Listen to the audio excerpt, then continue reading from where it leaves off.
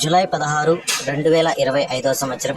మనమైతే ఈ వీడియోలో ఈరోజు జరిగిన అన్ని మార్కెట్ల టమోటా ధరలు ఎలా ఉన్నాయో ఈ వీడియోలో తెలుసుకుందాం.